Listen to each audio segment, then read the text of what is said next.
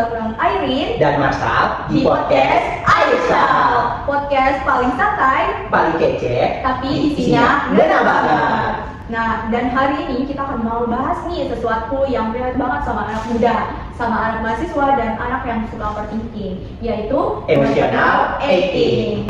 Nah, ngaku deh, siapa nih yang di sini kalau bawaannya stres itu pengen makan terus? Aku nih kayaknya nih. Jangan-jangan kamu kena emotional eating. Iya.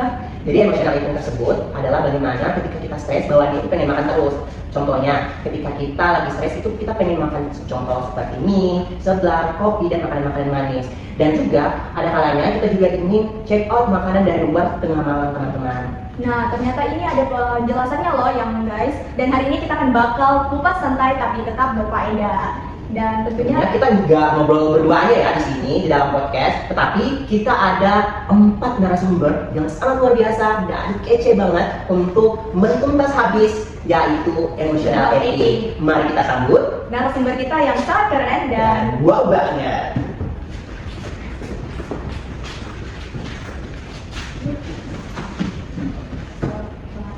Halo guys, bagaimana nih kabarnya hari ini? baik.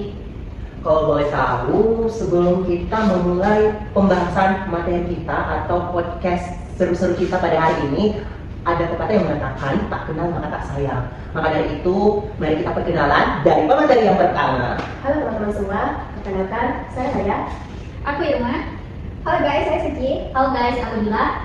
Nah, jadi teman-teman semua udah tahu nama keempat narasumber kita pada hari ini. Dan langsung saja kita akan bahas mengenai pengertian emotional eating nih, dimulai dari narasumber pertama kita. Jadi emotional eating adalah kondisi seseorang makan, tapi bukan karena lapar, tetapi disebabkan oleh emosi seperti marah, kecewa, dan bahkan stres.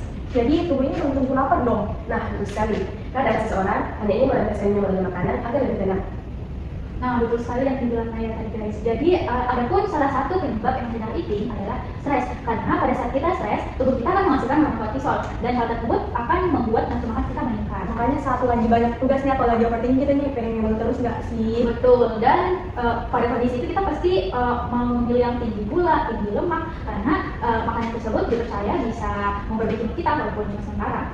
Kalau boleh tahu, apa sih contoh dari emotional eating dalam kehidupan kita sehari-hari? Nah, jadi contoh di kehidupan sehari-hari itu misalnya mahasiswa yang begadang mengerjakan tugas. Nah, itu akan lebih sering memesan makanan dari luar, seperti makanan fast food. Jangan-jangan kita kena emotional eating nih. Iya, bisa di luar tengah malam. Nah, iya, makanya asupan kalori mahasiswa tersebut itu akan meningkat dan bila dikonsumsi setiap hari itu akan berdampak pada kesehatannya.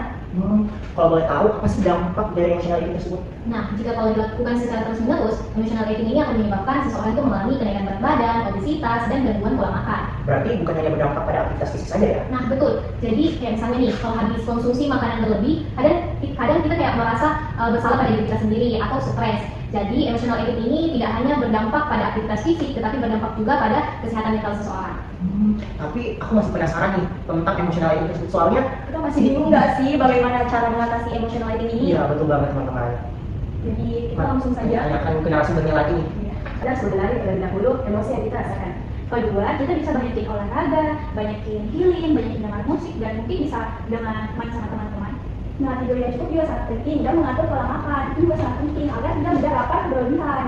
Nah, dan jangan lupa konsumsi makanan bergizi agar kesehatan mental dan fisik itu tetap terjaga. Nah, jadi teman-teman semua udah tahu kan apa sih itu emotional eating dan bagaimana cara mengatasi emotional eating tersebut. Jadi dari pembahasan kali ini kita dapat memahami nih kalau emotional eating ini tuh kebiasaan makan yang dipengaruhi oleh emosi loh guys. Dan faktornya itu bisa terjadi yang namanya stres dan dapat memicu tekanan keinginan kita untuk mengonsumsi makanan yang gula dan lemak sebagai bentuk pelampiasan. Karena itu pentingnya untuk kita mengenali emosi dari diri kita dan mencari cara coping yang sehat bagi tubuh kita.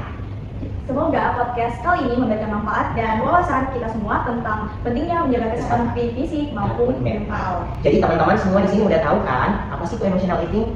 Udah tahu nih. Tentunya sudah tahu ya, karena dari keempat narasumber kita pada hari ini sudah menuntas habis apa sih itu emotional eating. Dan itu saja ya podcast mengenai emotional eating kita pada hari ini. Jadi untuk itu terima kasih guys sudah mendengarkan. Sampai jumpa di podcast Aisyah berikutnya. See you.